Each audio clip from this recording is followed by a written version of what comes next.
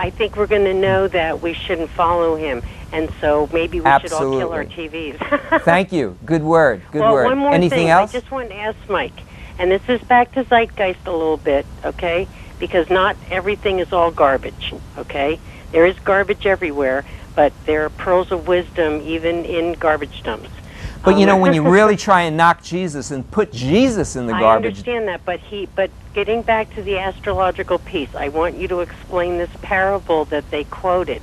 That was very interesting in context, because they talked about that Jesus was of the age of Pisces that started 1 AD to 2150 AD, and that we would usher in the age of Aquarius. And they cited Luke 25, verse 10 as, I mean, it's a profound statement from Jesus, and it's regarding his disciples asking him. It's about the Last Supper. Well, you know, let me just say, Jan, God uses the stars to state things as well. So there could be something in that. I don't know. I'd have to look at that. But the fact that they knock Jesus and just totally reject him is the most important thing, don't you think? I understand that. Yeah. But well, listen, if thanks you for would calling, watch it Jan. to the end, you I don't would have an see the answer world for order. that one, but thank you for calling. Okay. Yeah, Luke ends in chapter 24, so maybe it's Luke 24:10 or 23:10. But anyway, I think she said another book besides Luke, but it doesn't matter. Bill, how are you doing tonight? Bill, you there? Bill, you still there? Bill's okay, gone. we lost Bill. Well, if you want to call back, Bill, that would be cool too. Well, with that, why don't we go to the second section of film? We'll hear some other people talking about a one-world government. And we'll be back in a few minutes and take your calls then. I forget how long this segment is, maybe 5, 6, 7 minutes, probably 7. Go ahead, guys. 1967, Richard Nixon was quoted in Foreign Affairs saying, "The developing coherence of Asian regional thinking is to evolve regional approaches to development needs and to the evolution of a new world order." A few years later, the New York Times reported that Nixon spoke of the talks as a beginning, merely reiterating the belief he brought to China that both nations share an interest in peace and building a new world order.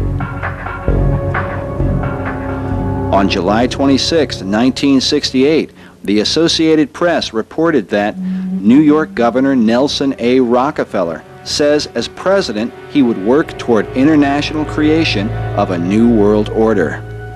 In 1976, a new document surfaced that was called the Declaration of Interdependence.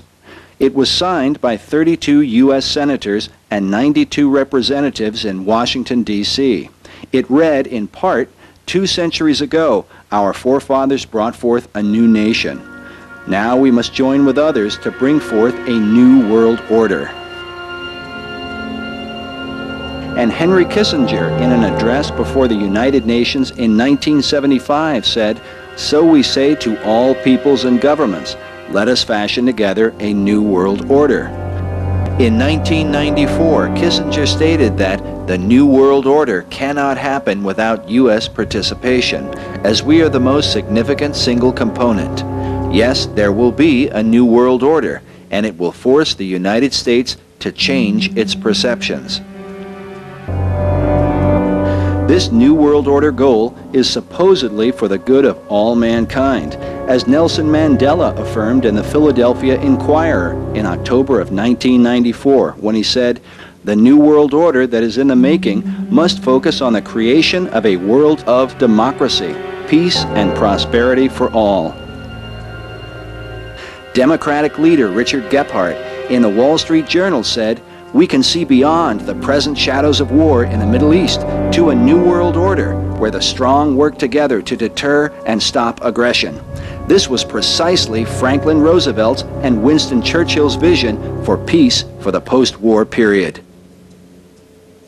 Even President Mubarak of Egypt is quoted in the New York Times saying that the renewal of the Non-Proliferation Treaty was described as important, quote, "for the welfare of the whole world and the New World Order." Also, before the United Nations in 1979, Cuban dictator Fidel Castro said, "We must establish a new world order based on justice, on equity, and on peace." Mikhail Gorbachev, the former leader of the Soviet Union, made this rather disturbing association when he said, "We are moving toward a new world order, the world of communism. We shall never turn off that road." Perhaps most troubling of all is this quote from Adolf Hitler during the Second World War, who said, "National Socialism will use its own revolution for the establishing of a new world order."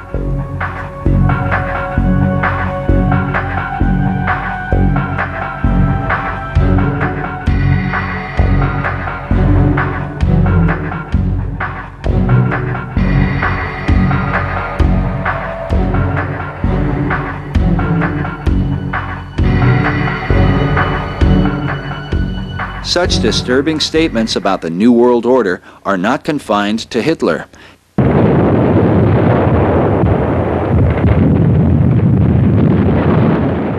Historian Walter Mills, writing about World War I, described the efforts of Colonel Mandell House, the chief advisor to President Wilson, speaking of his hidden motive for involving America in the war. He wrote, "The colonel's sole justification for preparing such a batch of blood for his countrymen was his hope of establishing a new world order of peace and security."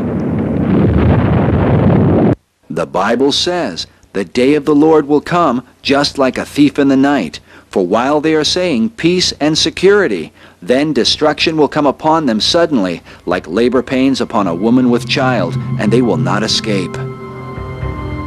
The labor pains or birth pangs a woman suffers during childbirth come suddenly, but not all at once. The contractions are usually spread apart at first and can continue for many hours. But as the labor reaches its climax, the contractions quicken until they come one right after another. This is the picture given in the Bible of how catastrophic events will progress as the day of the Lord approaches. The starting gun for these contractions seems to be the cry of peace and security, as we saw with Colonel House and the First World War.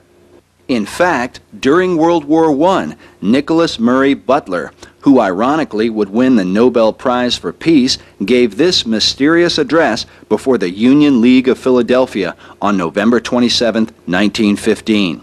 He said, "The old world order died with the setting of that day's sun, and a new world order is being born while I speak, with birth pangs so terrible that it seems almost incredible that life could come out of such fearful suffering and such overwhelming sorrow."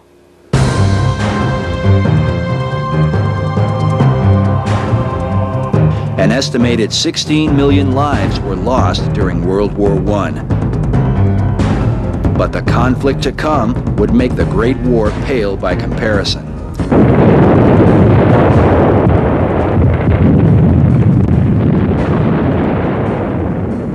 While the numbers vary, it is now estimated that some 50 million lives were lost as a result of World War II, a birth pang which began with a similar declaration of peace for the sake of security.